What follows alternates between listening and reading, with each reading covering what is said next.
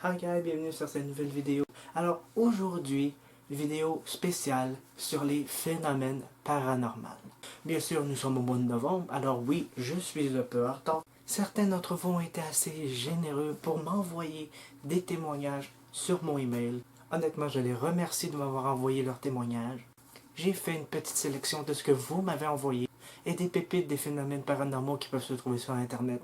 Et aujourd'hui, je vais vous en raconter quelques-uns. J'espère honnêtement que cette vidéo vous régalera. Alors guys, sans plus tarder, on y va!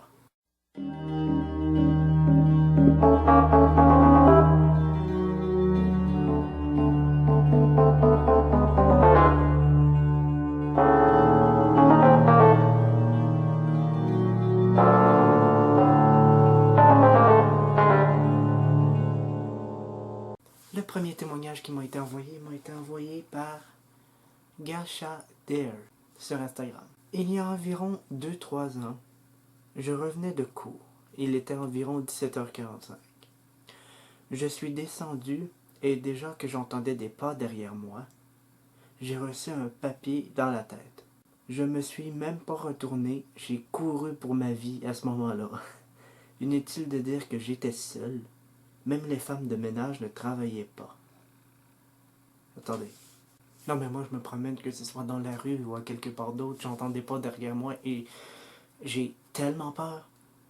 J'ose même pas regarder en arrière là. En plus qu'elle entendait ça, si elle a reçu quelque chose par la tête, puis il y avait personne, elle était toute seule. Je pense que j'aurais encore plus flippé là.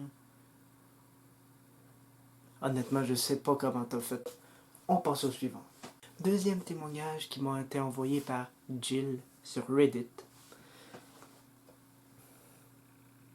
Alors, Jill nous dit: j'ai obtenu un emploi en travaillant dans la salle à manger indépendante d'une maison de retraite. C'était toujours étrange et j'entendais toujours quelqu'un qui m'appelait tout le temps. Évidemment, c'était l'endroit où les gens se séparaient pour le reste de leur jour. Donc c'était triste en soi, ouais. Mais je ne me sentais jamais seul, même si je l'étais. J'avais été dans la salle à manger avec un autre collègue qui était dans une section devant moi. Il travaillait à la mise en place de sa section et je marchais dans cette direction pour lui dire quelque chose. Sorti de nulle part, j'ai eu l'impression que quelque chose de dur et de la taille d'un raisin m'avait frappé à l'arrière de la tête. J'ai crié et je me suis retourné. Il n'y avait rien. Il n'y avait qu'un mur avec des fenêtres derrière moi. J'avais l'impression d'avoir quelqu'un qui en avait assez d'attendre que je prenne sa commande et qui essayait d'attirer mon attention.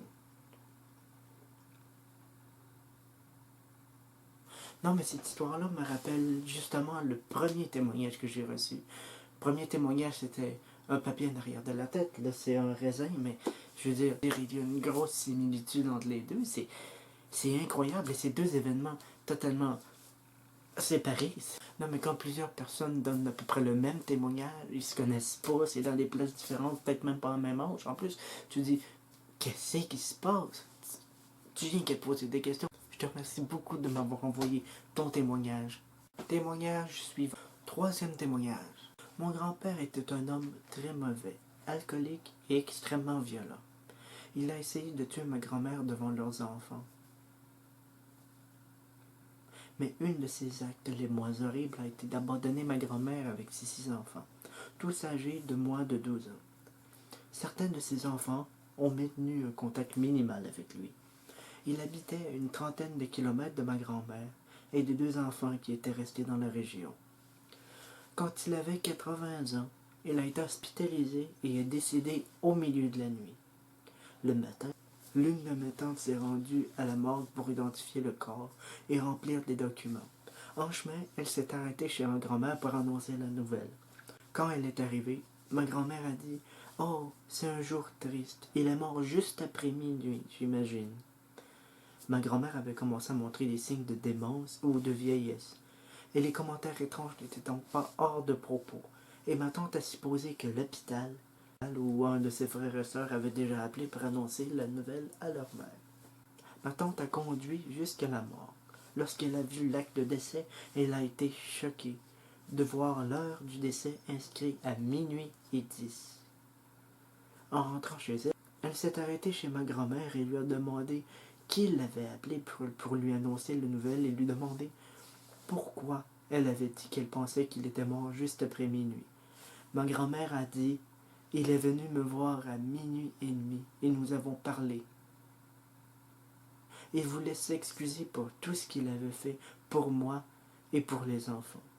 Je pense qu'il s'est calmé et a pu passer à autre chose, alors j'en suis heureuse. » Ma grand-mère ensuite reprit le bourdonnement et le puzzle.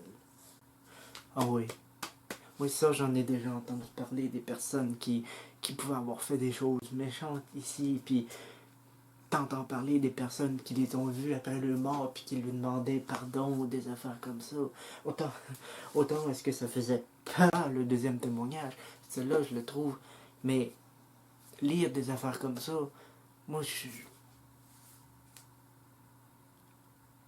me dis c'est incroyable de voir tous les témoignages qui peuvent te dire sur ce sujet-là. Le prochain témoignage. J'ai fait partie de l'armée et on disait que le camp d'entraînement où nous vivions était hanté. De temps en temps, nos affaires disparaissaient et réapparaissaient dans des endroits bizarres, comme sous notre lit ou dans un sac qu'on avait zippé et tout. Puis vint le moment où tout le monde a flippé. C'était un soir après l'extinction des feux. Mon ami était au téléphone en train d'envoyer un texto à sa petite amie. La plupart d'entre nous s'endormaient, couchés sur nos lits, etc. Soudain, ils entendirent les bruits de pas du couloir. Pensant que c'était notre sergent, il cacha rapidement son téléphone sous son oreiller, se retourna sur le côté et fit semblant de dormir. Jusqu'à aujourd'hui, ce qui se passe ensuite me fait froid dans le dos. Pendant qu'il faisait semblant de dormir, il a entendu quelqu'un derrière lui, de l'autre côté de son lit, lui dire « Ne vous inquiétez pas, vous pouvez continuer à faire semblant de dormir. »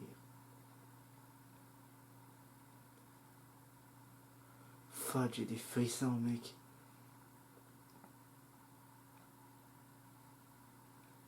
Je ne dirais pas que c'est le fruit de son imagination, sauf qu'environ 5 autres personnes de lui l'ont entendu aussi, dont moi. Plus effrayant encore, il n'y avait personne et c'est la voix d'une petite fille. Non mais moi ça m'arrive, puis sérieusement, hey, je le racontais, j'avais des frissons. Je ne veux pas entendre des affaires comme ça. Je dirais, il y a personne, puis t'entends littéralement quelqu'un qui dit « Mais tu peux continuer à faire semblant de dormir. » Tu te revires de bord, t'as le goût de sacrer une claque, t'es comme qui est là? Il y a personne. Surtout que 4-5 autres personnes qui ont entendu cette voix-là. C'est incroyable. J'en reviens pas. Prochain témoignage. Alors, quand j'étais à l'école primaire, je partageais un lit king size avec ma sœur aînée et notre chien de famille. Un chien qui ressemblait à une lassie à poil court. Dormait au pied de notre lit chaque soir. Quand j'avais environ 6 ans, je me suis réveillé une nuit vers minuit et j'ai vu une silhouette sombre debout au pied du lit. Oh God. Le personnage était entièrement en noir, sans yeux ni visage. J'ai essayé de réveiller ma sœur, mais elle s'est retournée pour se rendormir. Ma sœur a dû donner un coup de pied au chien par accident parce que le chien s'est réveillé et a levé la tête, a commencé à grogner devant la silhouette, au pied du lit. Le grognement a ensuite réveillé ma sœur et elle a vu la silhouette et a commencé à crier. Quand mes parents sont entrés dans la pièce et ont allumé la lumière, il n'y avait rien. Jusqu'à ce jour, ma sœur et moi sommes persuadés que nous avons vu un fantôme ou un autre démon dans notre chambre. Nous savons que nous ne sommes pas fous parce que le chien l'a vu aussi. Ouais, mais c'est sûr que si le chien s'est mis à grogner, il a vu quelque chose, là. C'est sûr qu'il a vu quelque chose s'il s'est mis à grogner. Je veux dire, honnêtement, quoi c'était? J'ai aucune idée qu'est-ce que c'était, mais honnêtement, je veux dire, les animaux, là, les animaux grognent pas pour rien. Il y avait quelque chose, c'est sûr qu'il y avait quelque chose. Honnêtement, certaines histoires que vous m'avez envoyées ou que j'ai été chercher sur Internet me rappellent tellement des choses que j'ai déjà vécues. Parce que oui, peut-être pas beaucoup, vous allez dire, mais assez pour se dire qu'est-ce qui s'est passé. Je me souviens, pour vous mettre dans le contexte, j'étais ici. J'étais dans cette maison, puis Ma grand-mère venait juste de mourir, je me souviens. Elle venait, ça faisait quoi, une semaine peut-être qu'elle était morte. Puis je dormais dans l'autre chambre. Dans ce temps-là, je me souviens, je dormais dans l'autre chambre. Puis une nuit, il était quoi? Il était peut-être, je me souviens plus, peut-être 2, 3 heures du matin, peut-être 1 heure et demie, je me souviens plus en tout cas. C'était sur les petites heures du matin comme ça. Puis j'avais soif, fait que je suis sorti de ma chambre. Je suis allé voir, me chercher un verre d'eau, tout ça. Je me suis accoté sur le comptoir. Puis on n'avait pas rien qui pouvait faire des courants d'air ou des affaires comme ça. Mais, puis le chat était couché en plus. Le chat était couché. Il n'y avait personne. Il n'y avait rien. Je me souviens. Je venais juste de sortir des toilettes avant. Je me souviens, la porte de la salle de bain était fermée. Je vous le jure, était fermée. Puis je regardais dans la direction de la porte. Je regardais là en buvant mon eau. Puis, je vous le jure, guys, la porte s'est ouverte jusqu'à la moitié environ de la porte. Une porte qui rouvre au complet, là, vous mettez ça à peu près à la moitié. La porte s'est ouverte de moitié. Il n'y avait rien qui pouvait la faire bouger, gars, je vous le jure. Puis elle a bougé jusqu'à la moitié. J'ai pris panique un peu, j'ai pogné la chienne. J'ai littéralement eu la chienne. J'ai mis mon eau là, je suis parti me coucher, puis honnêtement, cette nuit-là, je vous le jure, j'ai pas été capable de dormir, honnêtement. Ça m'a vraiment foutu la chienne. Mais en même temps, je peux pas dire que c'était quelque chose qui était nécessairement méchant. Je sentais pas rien de méchant, mais c'était... Tu t'attends tellement pas à ça que t'es comme...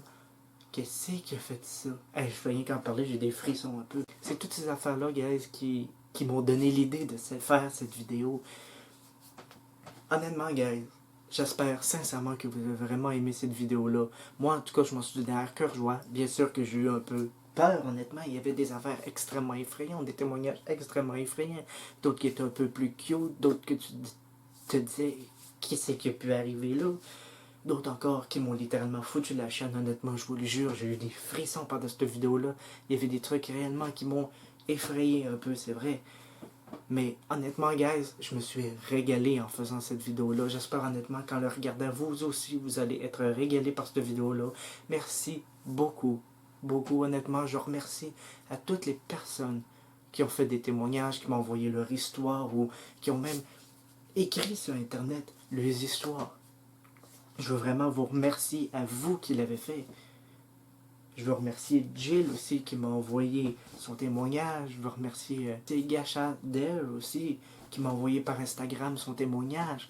Le lien de sa chaîne et le lien de son Instagram vont être dans la description. Si vous voulez aller le voir, n'hésitez pas à y aller, à liker. Honnêtement, cette personne-là fait un extrêmement bon travail, guys. Allez voir. C'est maintenant le temps pour moi de vous dire de vous abonner. Il y a le gros bouton rouge abonner juste ici. Cliquez dessus pour vous abonner à la chaîne. N'oubliez pas aussi de faire la cloche de notification qui va vous avertir lorsque je vais sortir de nouvelles vidéos.